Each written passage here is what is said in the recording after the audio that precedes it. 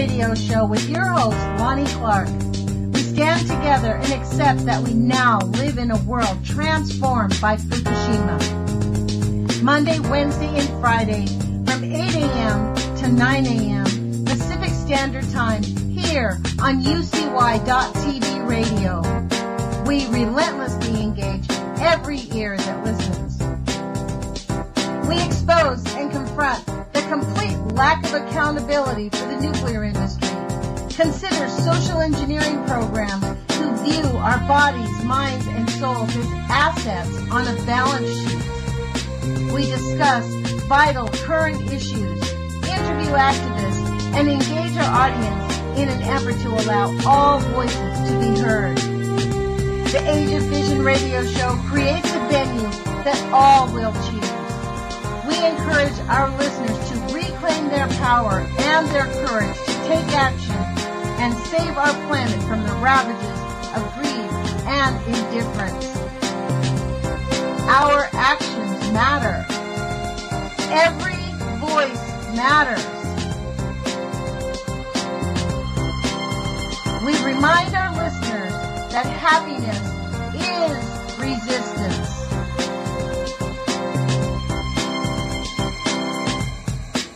Love is greater than fear.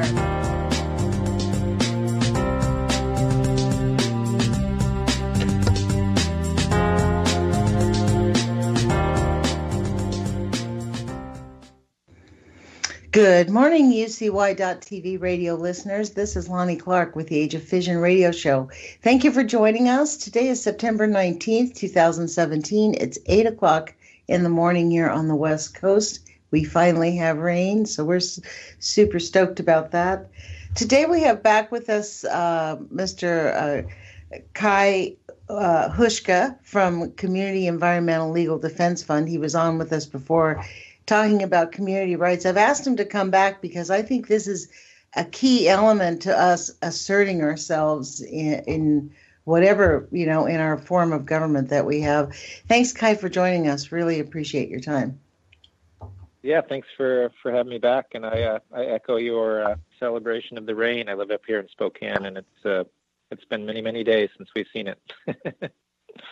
And though, it's for us, I'm sure you've had the same thing, but the smoke has been very oppressive down here. We've had to close up our windows or live in air conditioning. It's been a really oppressive environment down here. It reminds me of St. Louis, actually. It's part of what I wanted to talk to you about because, we have a friend of our show, Wendy Lumetta, who's an activist. She doesn't live in St. Louis. She lives across the river in St. Charles, where Weldon Springs is.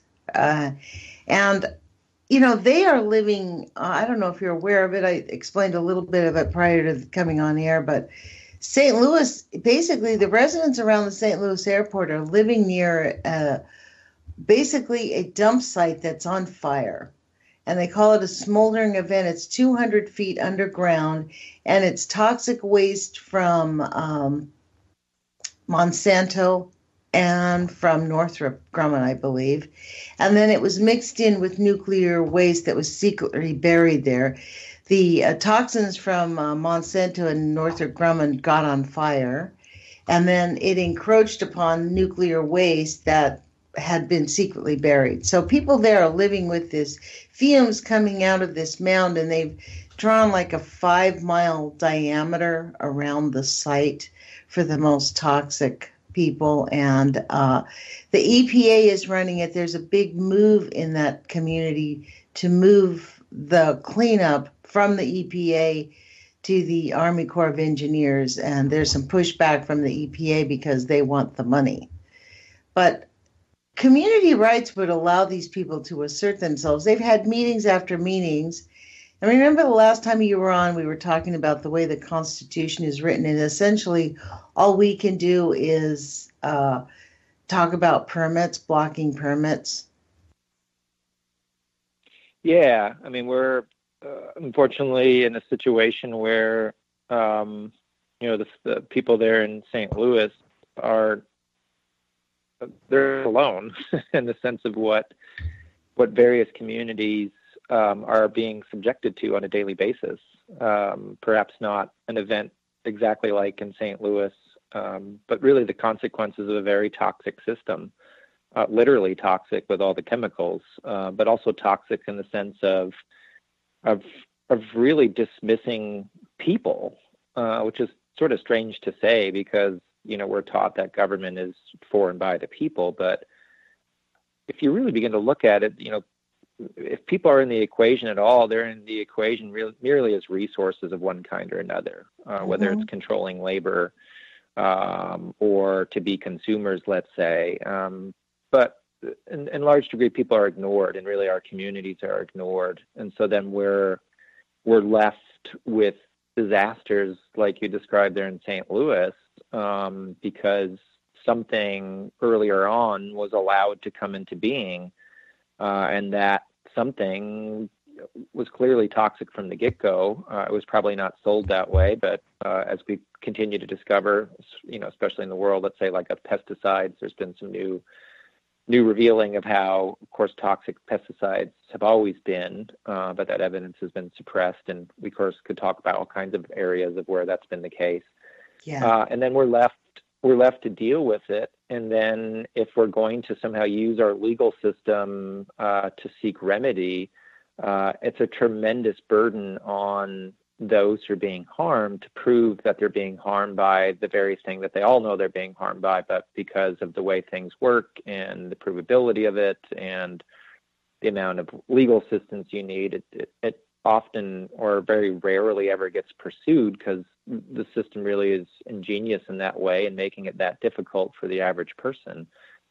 So I think it gets back to, who's really making decisions, and are we self-determining as people in our communities?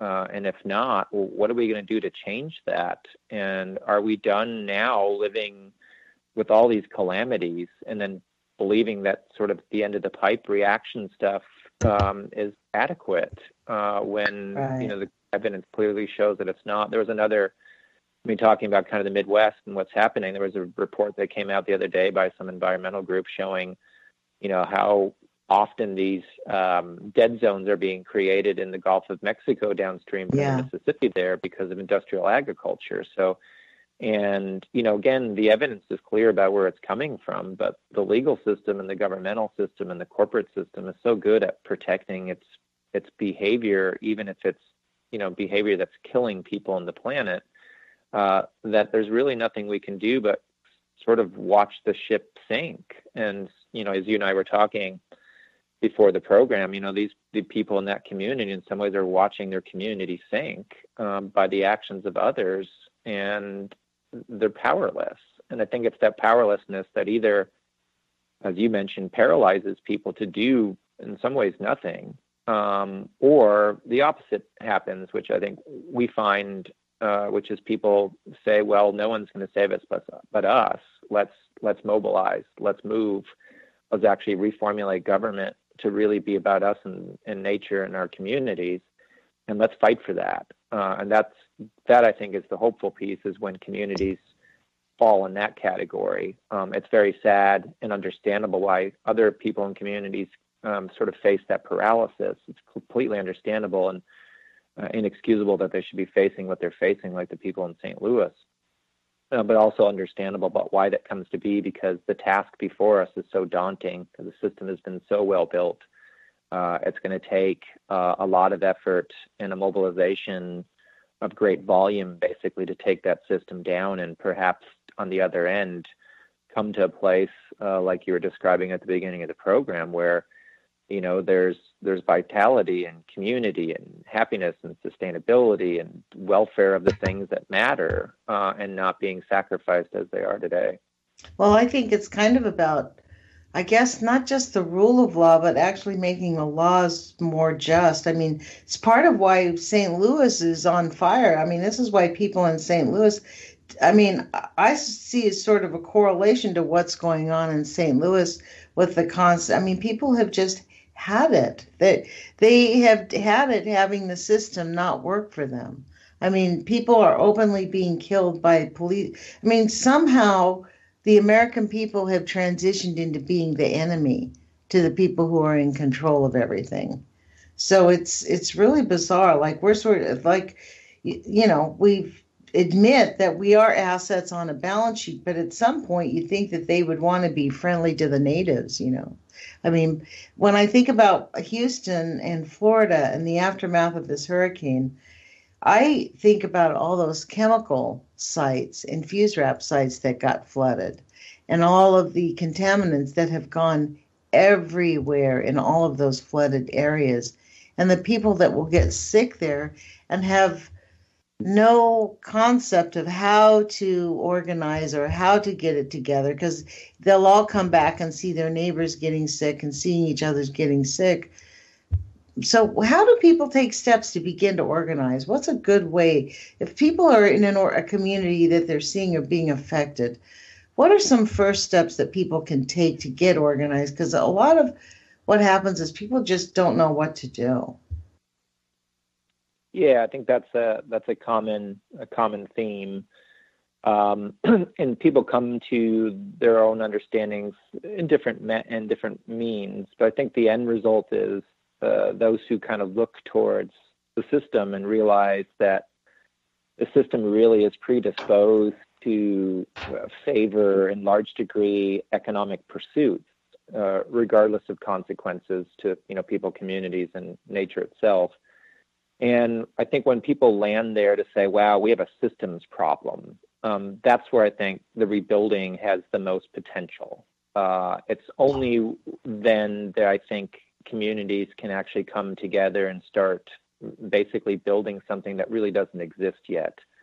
And when they do so, they then aim themselves in a very different direction. The communities we work with, that are facing pipelines or frac injection wastewater wells or, the drilling itself, let's say, or pesticides or whatever it may be, I think one of the things they come to is enough's enough. We're done being, I think that's a great way you just put it, assets on a balance sheet, and we're going to do something about it. And I think when they do that, they also are saying, well, we realize we have so-called systems and agencies and people and elected officials out there, but it's very clear that they're not doing their part. And so there's almost a rejection of the current status quo in order to do this work. At the same time, people are also, basically using the system to break the system, to rebuild the system we actually thought we had, which sounds funny. But I think that's where it all begins, which is, we have to look to ourselves. We actually have to build a new form of governance, and that means we have to take on the one of which is actually subjecting us to these harms. And that builds a very, again, different kind of mentality, different kind of movement. And, practically speaking, what these people end up doing is really adopting new law that formulates government in the way that people thought government should have been formulated in the first place, which is about looking out for the rights of people, the rights of their community, health, safety, and welfare, as well as the rights of the environment that we all need to be healthy as well in order for us to survive. And they move forward from that vantage point and are willing to challenge the system. So it's really a power game. And within that power game, also about trying to change culture and trying to wake others up to say, well, we can do this. We don't have to be subjected to these harms. We don't have to be those assets on the balance sheet. We can be real people here in our communities, but it's going to take a lot of us in order to take down that system that we live under today. So usually people they hit a wall. They either have tried to be working within the system and realize that it's really rigged against them, or that big crisis comes in of which they see that the mobilization that they would expect to happen or the concern that they would expect to get from government or others isn't coming, that they look to themselves. So that is really where the beginnings of that community self-determination, that community rights mentality starts to build from, regardless of what the issue that you may be facing in your community. And then, like I said, there's that linking together those communities to start, pushing deeper into the system in order to really to reprogram it, so that it can do the good that we thought the system should be allowed to be done today, such that, people should be feeling safe in their communities and not, the targets of police brutality, for instance. So it's interesting because people may not make the correlation, but you set it up, which is what's happening around that landfill, that smoldering event, really that toxic fire, and the equivalent of the officer are really related, which is again a system that is pushing you aside as a decision maker in your community, and telling you that this is how it's going to be, and regardless of what pain you feel from that, or outrage or anger, you're going to have to live with it, is what the system says. And I think we have to get to the point where we need to realize it's the system itself, whether it's environmental issues or social issues or economic issues, that is subjecting us to our current realities, and we need a systems change. And people have to either step to and be willing to fight for it, or keep expecting to get what you're getting today, which is not a pretty picture out there. And when you're saying a systems change, you're not talking about an overthrow of the government. You're talking about creating new laws in our own environment within the system that we have, right? I think it's a combination, meaning we need sort of a revolutionary mentality, because reforming an existing system that is about subjecting itself onto us in a hierarchical kind of way, if the system is DNA'd that way, it's initially intended to do that, then reforming that kind of system isn't going to get us where we need to go. It's impossible. I think that's where a lot of people are stuck. So there's those who are just paralyzed by their reality. Then there's those who believe that they can just reform the system and everything will be okay. But it's really those who see that it's a systems problem, where it's the system itself that needs to be changed dramatically, where we can eventually, hopefully, get to where we want to arrive to. So what do I mean by that? Which is, we have a system today where the federal government overrides the state and the state overrides the local.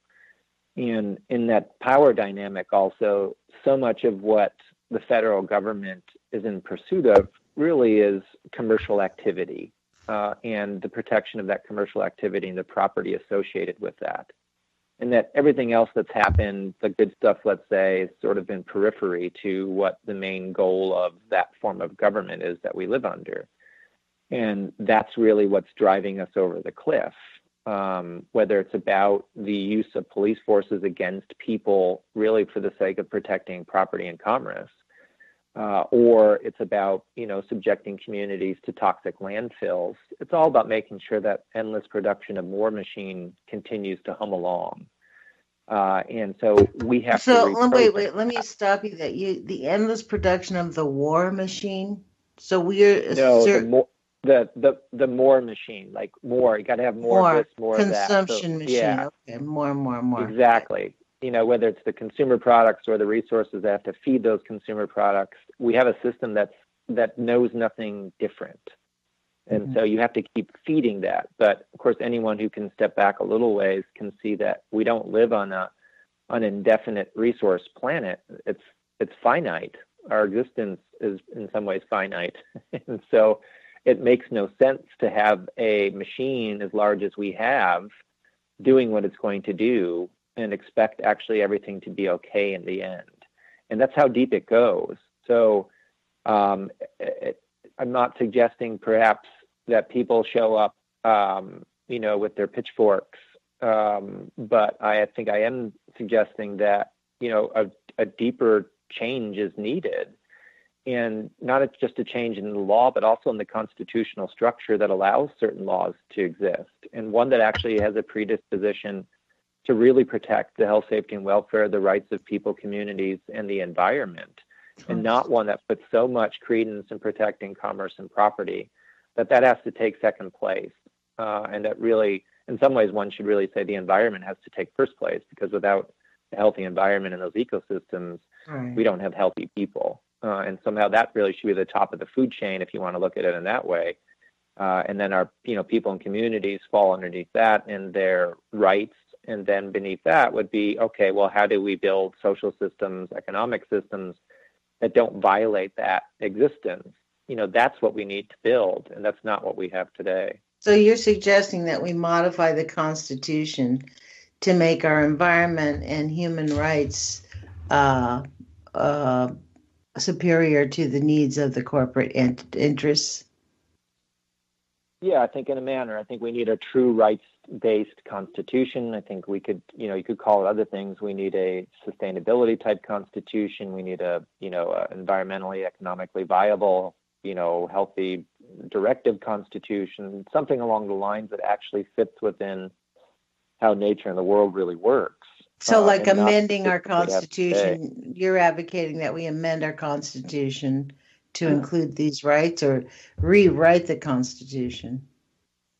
Well, I think it potentially could be one or the other, but I think people have to understand that it is constitutionally based, and that's another thing we have to come to grips with, that the reason why certain laws work to basically, let's say, allow oil and gas drilling to be what it is, it's not just the federal or state regulations around that and the permitting process. It really has its roots down into the Constitution because of the pursuit of commerce being so sacrosanct. And so it goes to that level. That's what I mean by you can't just reform one aspect. You really got to dig down deep. And that may mean either amending aspects of the Constitution, or it may mean proposing a rewrite of the Constitution, which probably, frankly, scares the bejesus out of people. But that's part of the myth that has to be broken, that somehow the Constitution got it right. I mean, in some ways it's crazy because no other country on the planet has had this long of a lasting of a constitution, which if you look at it just in the context of time, I mean, the Constitution came to being in the late 1780s, and here we are in 2017. Tell me that, 1789 and 2017, I mean, show me what, similarities have and what differences they would have.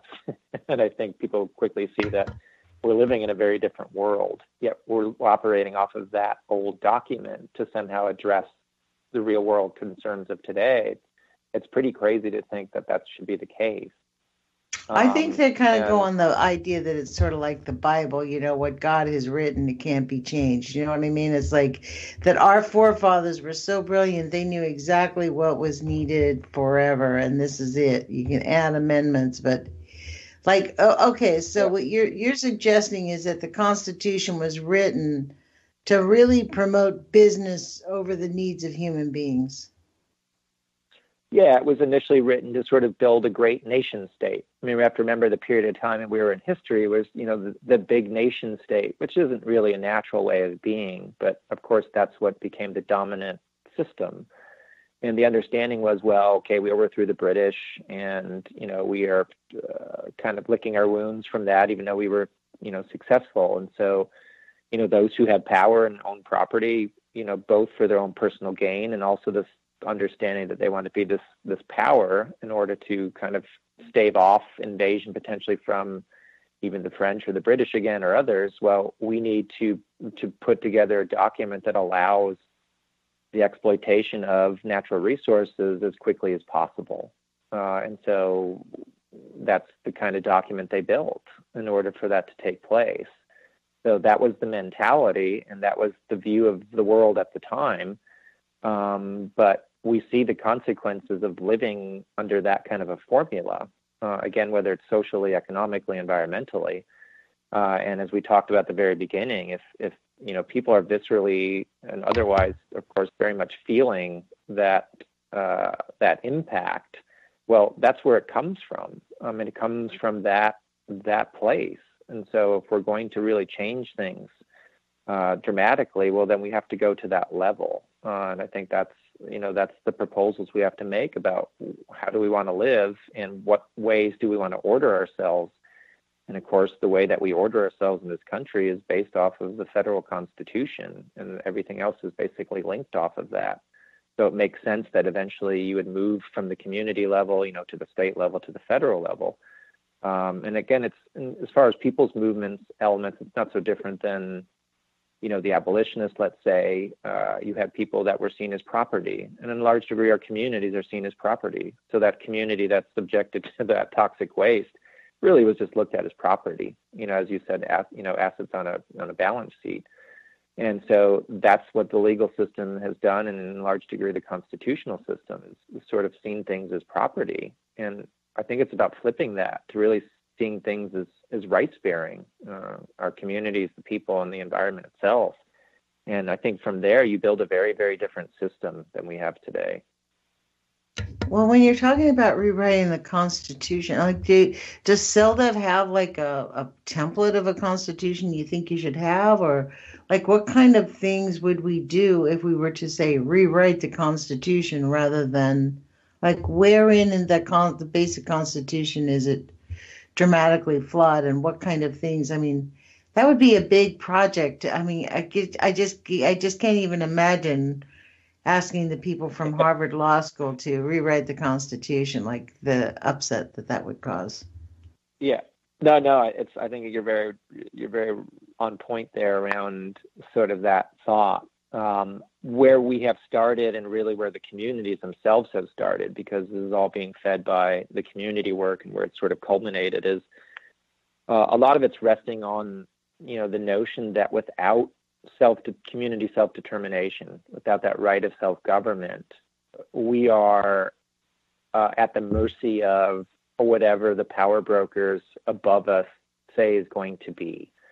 So whether you're going to get this toxic waste incinerator, you're going to get this factory farm, you're going to have this kind of development, you're going to live on poverty wages, whatever it is, we are at best subjects. And I think without the ability of communities to actually have governing power to raise the standards, to raise the ceiling, we're always being subjected to those upper level decisions.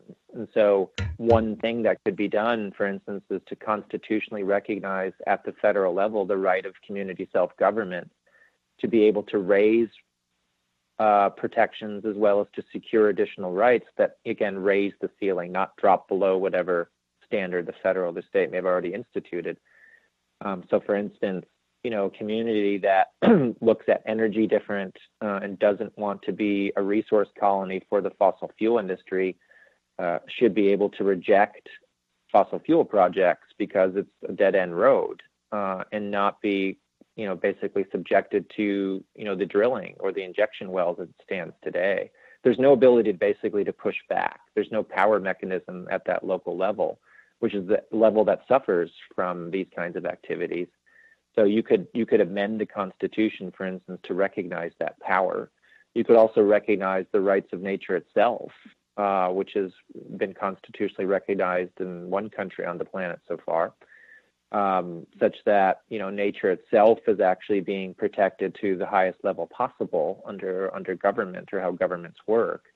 So you could do changes like that, which would begin to basically put the brakes on that endless production of war machine, because it wouldn't be allowed to be able just to consume anything in its path, because people now would have real power to push back against that and actually define their communities in very different ways than how large corporate industries are defining it for them today. So that's one way in which we begin to get at it. And then the question is, are there other elements of how the Constitution is structured that also need to be looked at? That also opens up those questions as well. So there are, I think, some entry points, and that language is out there. So people could go, for instance, to the National Community Rights Network website, which I think is the ncrn.org, and see some of this language that's being proposed as far as a constitutional amendment in this case. Are they working that through? Are they attempting to get that on the floor of the House or the Senate? Is that, I mean, what's the process for? Yeah, so now we're into, you might know if you're at point A and you want to get to point B, then the question is, well, how do you get there? And I think we're seeing a lot more possibility between the community and the state interface. So communities actually looking to amend state constitutions, having probably more viability and more traction than actually moving amendments forward at the federal level. So there's nothing really happening there. I think the idea has just been put out there. I think it's going to take some time for people to come to grips with some of those myths of how we think things came to be and the ingeniousness of, Well, I think most people think that their rights are protected by the state, that's how that's supposed to be set up. We have the federal government and then the states, and the states are there to protect the communities and speak on behalf of the communities. I think most people would be really surprised to discover that there's a constitutional reason why the states generally side with the corporations most of the time. That's interesting you bring that up, because that becomes a rationale for what communities are trying to do at the local level. So we do have a system of which the courts have recognized that there are certain rights, of course, that have been secured at the federal level.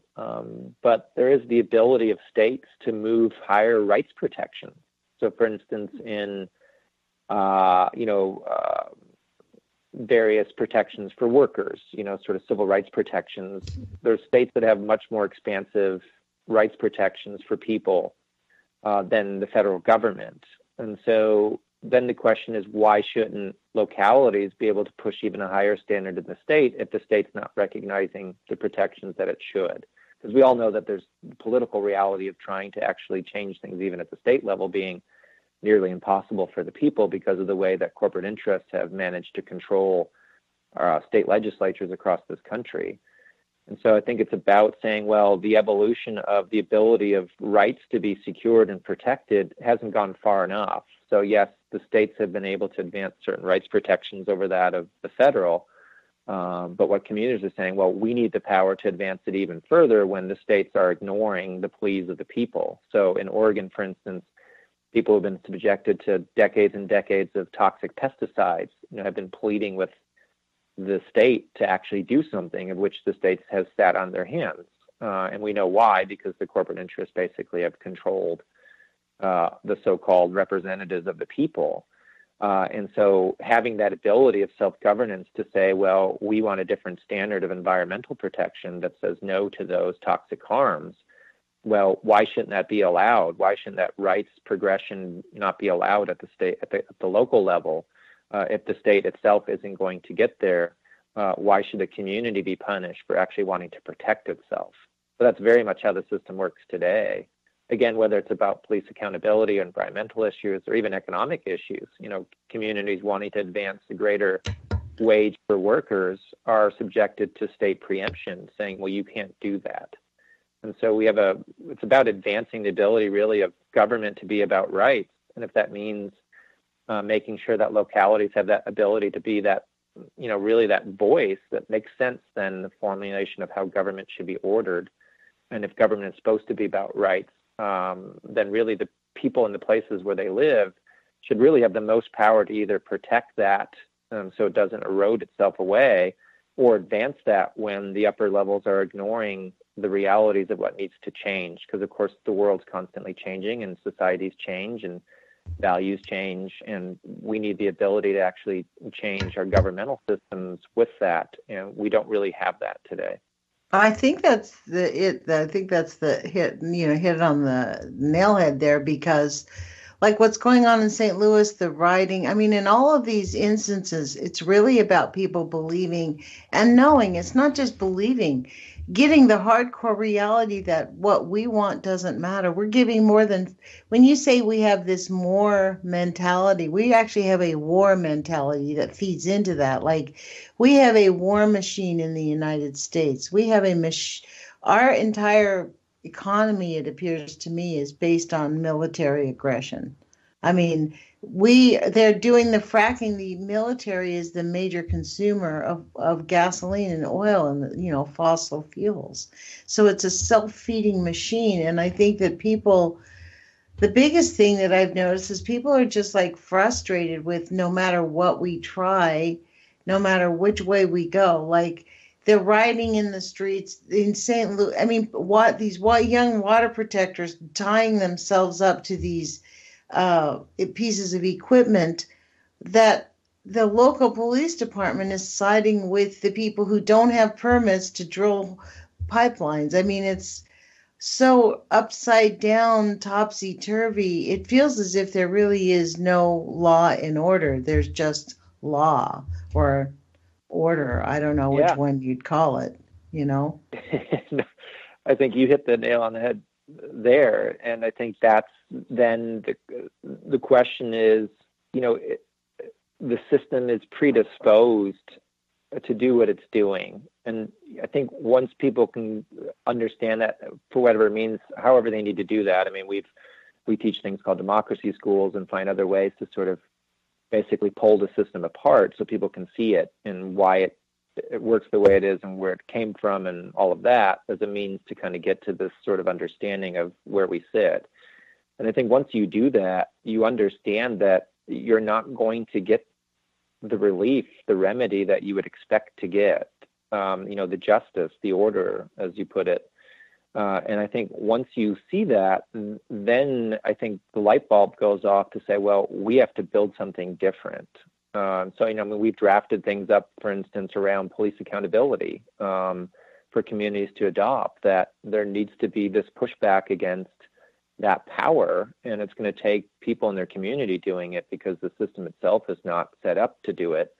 And the political reality of it, I think, is very far off from that changing. So we have to change our tactics and change our approach, or whether it's around immigrant rights, litigating whatever thin handholds we have around rights protections of people.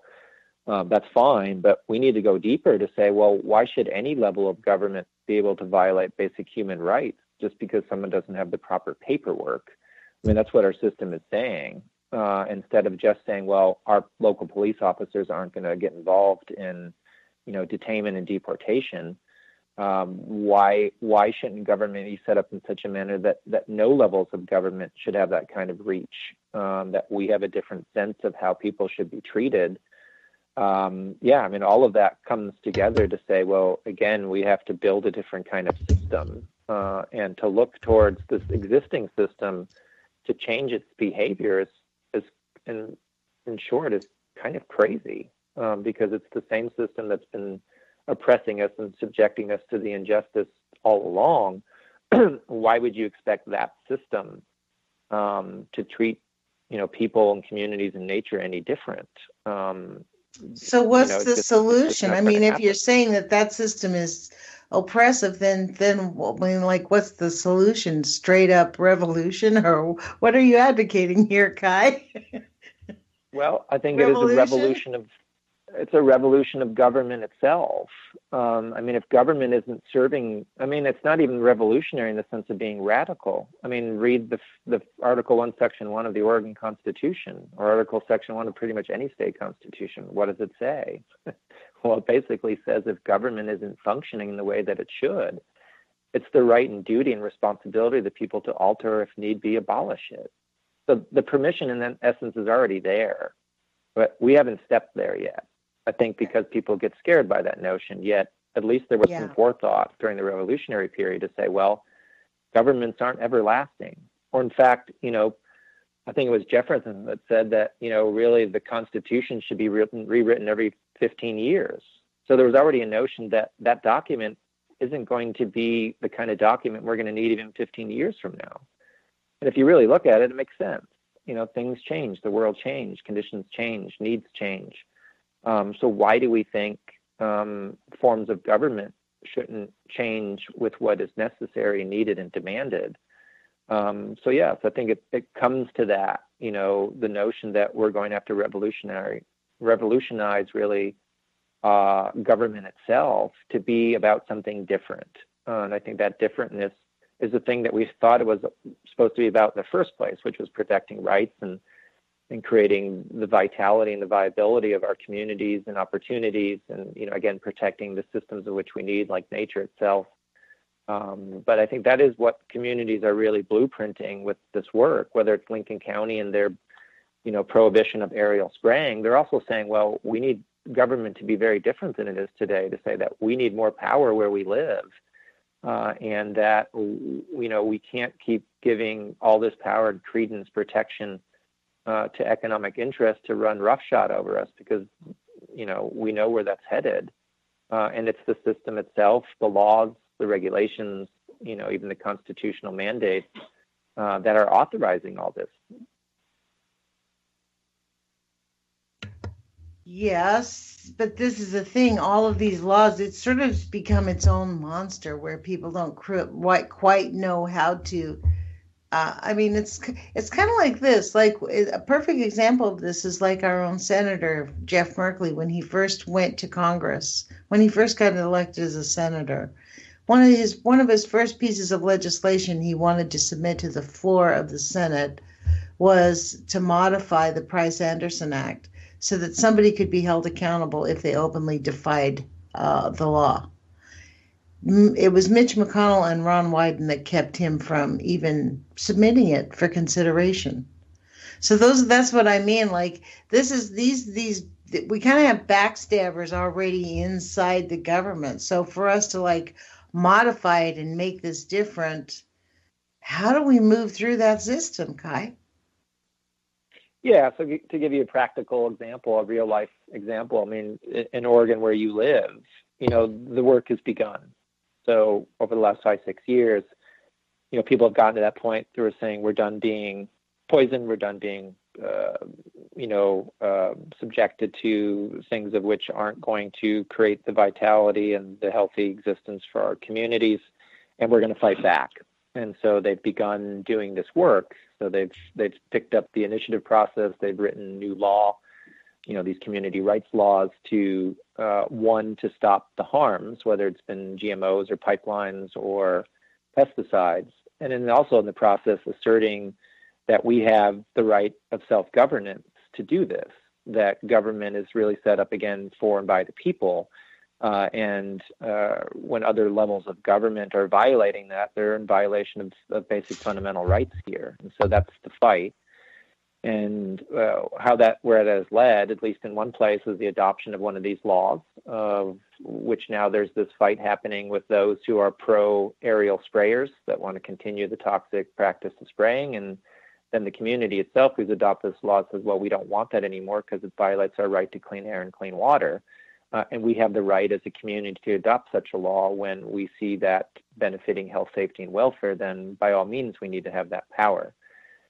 Where that is now leading to, and has been over the last couple of years, is really aiming towards a state constitutional change that actually recognizes, again, and secures really that self-governing power of communities, again, not to drop below protective levels or rights that are secured, let's say, by the state and federal government, but when communities are looking to advance those protections, in the case of Lincoln County, to ban aerial spraying because it violates the right to clean air and clean water and the rights of ecosystems, that they should be allowed to do so.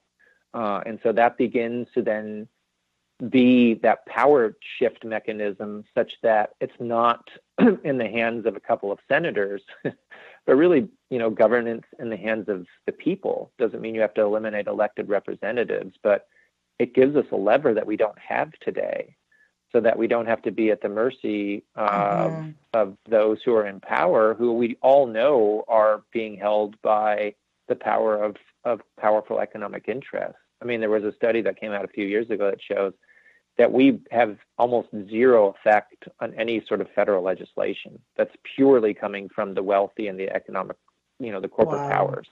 That the people have, this idea that who we vote in really makes a difference. The study shows that it doesn't, which makes sense in the sense of, well, we know who controls things, so why do we keep convincing ourselves that somehow we have the power? Right. And if we win things here and there because of political influence, we then believe that somehow the system works. So in some ways, we become our own worst enemies because we're unwilling to really see who really holds the power, and it's not us. And if we want to change things, well, then we have to look to ourselves, I think, to become greater, basically, lawmakers in our community when it demands it. And right now, our communities don't have that ability under the way that conventional law works, that it wants to ignore that. And I think the work of community rights is about changing that, both by local action, but also now aiming itself towards changing state constitutions. And eventually, is there enough power to change things like the federal constitution to recognize that ability of people in communities, like St. Louis, who want to change the orientation of who law enforcement should be working for? And why should that be stopped under the way that the current structure works? and why shouldn't we be able to advance a different reality around police accountability? Police training. It's not even, I mean, the thing is, the police are being trained to look at us as the enemy. And they're going out in, really, they're meeting protesters in war gear.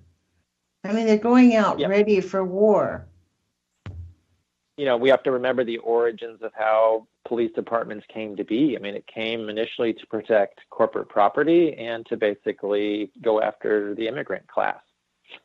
And so really, so that's history. So they're still doing the same thing that they're really sticking to their mandate, I guess, you know. Well, yeah. So that's what I mean. I mean, I think in order to kind of arrive in a place of which we think we should have already arrived at, we have to go and look to see where the system comes from, and we have to kind of do our history. We got to do our homework and understand how things like police forces came to be, or understand how state preemption came to be, or how corporations have gained, rights that were meant for people. And once we can see that and start putting sort of the puzzle together, I think the picture becomes clearer about what we live under and what needs to change. And I think that's what the communities in Oregon and Ohio and Pennsylvania and other places are trying to model for others is, there is a way out here. It's not going to be easy. Will we get to the end game within our own lifetimes? Who knows? But we are going to begin trying to blaze a new path here. And it really is going to take a revolutionary sort of change of thinking, as well as revolutionizing government. And I think the question is, can we get to that point in a way that isn't going to devolve into violence, let's say? I mean, I think that is the question once you start talking about revolutionary change. Yeah, well, that was my question when I first met you. In fact, let me give you a shameless plug, because you guys are holding on October 27th and 28th in Gig Harbor, Washington, Democracy School. Brad Reed and Kai, yourself, you're going to be doing a Democracy School. It's a 2-day seminar that I attended. That's where I met you. And one of my first questions was, it sounds like we need to rewrite our Constitution then. That's fundamentally, it really does sound like we need a better tweaking of the whole entire Constitution, not just asserting community rights, because as you've seen, when a community asserts their community rights, then the people that are the polluters, basically who have the funds, tie you up in court and keep wanting to reassert. I mean, this idea of having the environment have its own natural rights, that seems to me sort of fundamental and primary, what we need to be stating as one of our fundamental core values as a country.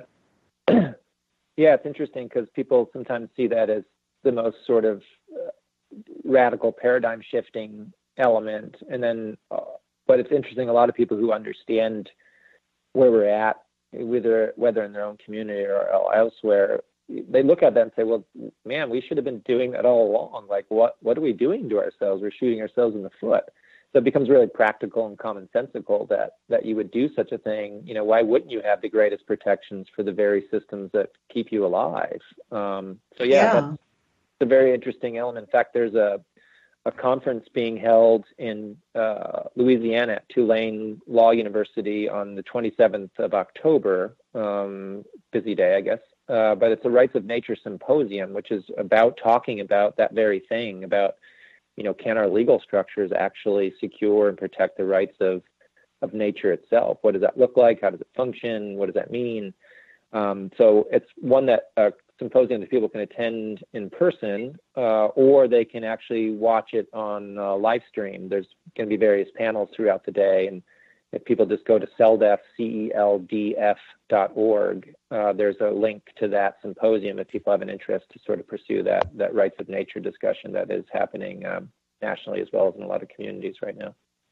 And where would they find that link on CELDF? It's right on the front banner of the homepage. So it's the very first thing that you see when you land there is the Rights of Nature Symposium. But one thing you one thing you were talking about, just practically about what does this look like? Because a lot of what we've been talking about may be hard for people to grasp if they're not involved in it. But there's a little community that was just featured in Rolling Stone magazine called Grant Township, and little town of 700 people, who's being targeted for a frack injection wastewater well. So this is the toxic waste that comes out of the fracking process, and they got to put it somewhere. So they find little communities often that, probably won't fight back to basically dump their toxic waste in the ground, of which, of course, people draw their water from, and the ecosystems rely on that water being fresh. And here they are putting this stuff in the ground that has a high probability of actually, poisoning their water systems. And so this little community said, no way, Jose, we're going to say no. And, of course, they look to the system to say, well, is there a way for us to do it? And the system's like, screw you, there isn't. The state's going to permit this, and there's nothing you can do about it. And they said, the hell you will. And they passed, their community rights law that says we have rights to actually stop this, and we want to have rights to clean water and such. And so, as well as rights for the ecosystems. And of course, as one would expect, there have been an embroil now for the last 3-4 years in the lawsuit with the oil and gas industry, who's trying to say, well, we have more rights than you do. To stop this thing. And in that process, there's been a number of very interesting things that have transpired. One is the community eventually adopted a direct action law, which basically, as you mentioned earlier, that's the people who get subjected to the criminal justice system when they want to protect their community, often in these direct action situations, in protection of the corporate interest. So this community said, well, if people act on behalf of protecting the law that we've adopted, well, they shouldn't be criminally prosecuted for doing so. So turning the tables, flipping it on its head to say, well, it's the people who are acting justly here, not the law enforcement officers that want to do the bidding of the corporate interest. So they sort of defied the system in that way. In addition, as another sort of twist to the story, here's a community wanting to put in place higher environmental protections. They want to protect their own environment. They want to protect the creeks and their water systems. They want to protect their community to a higher standard, which should be applauded. Yet not only have they gotten a lawsuit from the corporate interest saying, well, we're going to put our injection well in there and there's nothing you can do to stop us, but also the state environmental agency in Pennsylvania has sued the community to say, well, you can't adopt a law that has a higher environmental standard than whatever the state says is going to be the standard. So, I mean, this is the lunacy of where it gets to when the state, again, is protecting the corporate pursuit of fracking and things like injection wastewater wells against the interests of the people that want a higher environmental standard and a higher standard for the health of the people, that the people actually have to fight for that, and which is really the case. You have to fight for that. And we have a system that's going to be predisposed to squash you when you want to do that. Mm-hmm. Which again to me is insane, that you have to fight to protect your own health, that you should somehow just be okay with being poisoned, that the system says, well, trust us, it's for the good of the many somehow. I mean, that's basically what they're saying. That's exactly what they're saying. Trust us. Well, it's really the best thing. So if a few people, it's like the nuclear industry. On the NRC's website, it says for every 2 rads of radiation in the air, they accept 32,000 extra cancers and over 200,000 birth defects a year. They're just accepting that. That's right on their website. So, that's pretty much the regulatory system in a nutshell. That what we don't realize when we fight for these regulations, that all we actually really are fighting for is a standard of poisoning or environmental degradation, that we're going to accept a certain amount of poisons or a certain amount of environmental degradation, and that we're supposed to be okay with that versus saying, I'm sorry, I don't want any poisons or any of that degradation. Why should I be subjected to any of that? But that's not, the system really doesn't make it very easy, if at all possible, to ask that question. And that's basically what our communities who we work with, or that's the very question they're posing, is saying, well, we've seen it. We know that it's not safe, so we don't want it at all. Why should we be subjected to, the 10,000 parts per million of, toxic X? I mean, that's just, they've decided that we're not going to accept that prescription anymore, that we're done being subjected to that. And I think that's where things change, and that's where possibility of changing things on a deep level actually have a chance. So, but what you guys do, though, basically is work within the system, because really, the idea that we have a zero tolerance for pollution, that's considered hysterical, right? So this idea that the environment has a right to exist, that's considered completely radical. But you guys are this Community Environmental Legal Defense Fund, your organization, literally, you work within the system. You're not advocating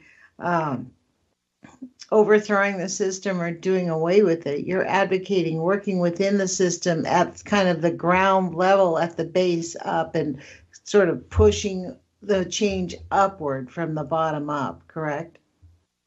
Yeah, I think that's a fair representation. This idea that, we're working within the system in some ways to break the system to then rebuild the system, so that, this idea of the fundamental right of self-government needs to be argued. And where does things like that get argued? Well, they get argued in court.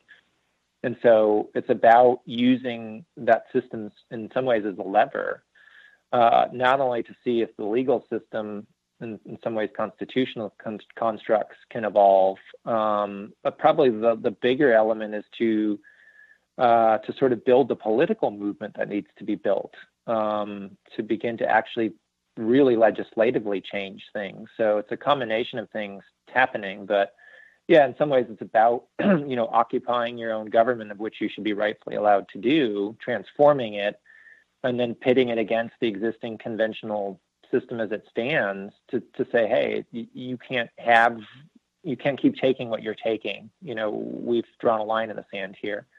And using that legal system as a means to do some of that work, but also to go through the legislative direction. So, in Oregon, using the initiative process as it's available still today, to try to propose things like constitutional amendments. So there's a couple of different approaches being taken, but yeah, there isn't there's not a rally cry going out to say, let's set up extra jurisdictional systems here. Even though, interestingly, I think, depending how bad it gets, I think people have to look at where we end up. But right now, a lot of the work's really focused on either the lawmaking piece or and then litigating that, or going the legislative route towards that state level. So, for instance, in New Hampshire, where we've been pretty active, there's looking to be a representative in the government there, and some others that would be introducing that state amendment on the right of self-government in New Hampshire. And so there's all this work happening both community level as well as state level. And again, I think as far as movements go, the idea is if it can build strong enough and be reinforced, we then have opportunities to start taking aim at that federal level, which becomes, of course, even a bigger task to try to transform. But just like any movement, it has to build, it builds small, builds local, and, eventually picks up steam. And so hopefully we can either get people to realize that the reformist type approach is a dead end, and get them involved in really reprogramming government, as well as perhaps some of those that feel paralyzed today to really free themselves to see that it is possible and there is a direction here.